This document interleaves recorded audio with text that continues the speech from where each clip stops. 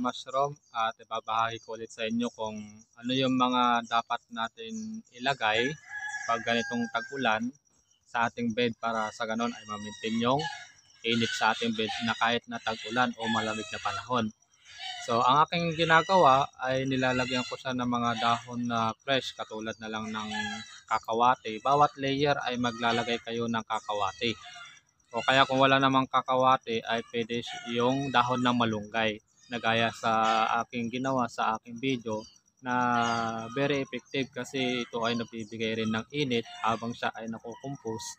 Itong malunggay ay nagkakaroon ng init dahil mayaman sa nitrogen. Basta fresh.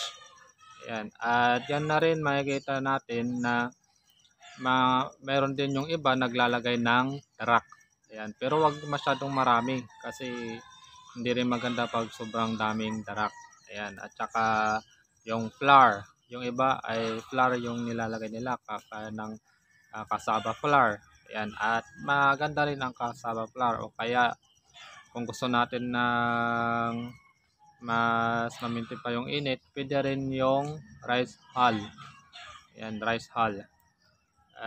Napakaganda rin yon dahil mainit din yun sa bed. Bago kayo maglatag ng dahon ng saging ay lalagyan nyo mo siya ng rice hull. Ayan, lalatagan nyo siya. Saka nyo ipapatong yung mga dahon ng saging. Sa mga ganong pamamaraan, katulad kung wala naman kayong malunggay o kaya kakawate, pwede naman yung dahon ng akasya. Ayan, maganda rin yung dahon ng akasya na pangpainit ng ating bed. Bawat layer, pwede rin naman sa gilid lang yung lalagyan natin, 'di ba? Ito yung bed natin. Tapos doon lang sa gilid yung lalagyan natin sa baba. Ayan, pwede yung ganon. Para sa ganon ay ma-maintain yung init niya habang tuloy-tuloy yung ulan.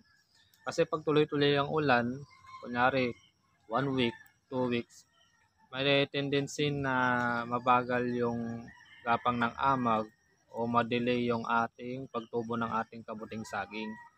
Ganyan ang nagiging sanhi kung kulang yung temperature sa loob ng ating bed na, ating ginawa. So napaka-importante, mga dahon yung isa na nagpapainit sa ating bed o kaya darak. Yan. So sana nakatulong ito sa mga nagpapatubo na kagaya ngayon ay umuulan.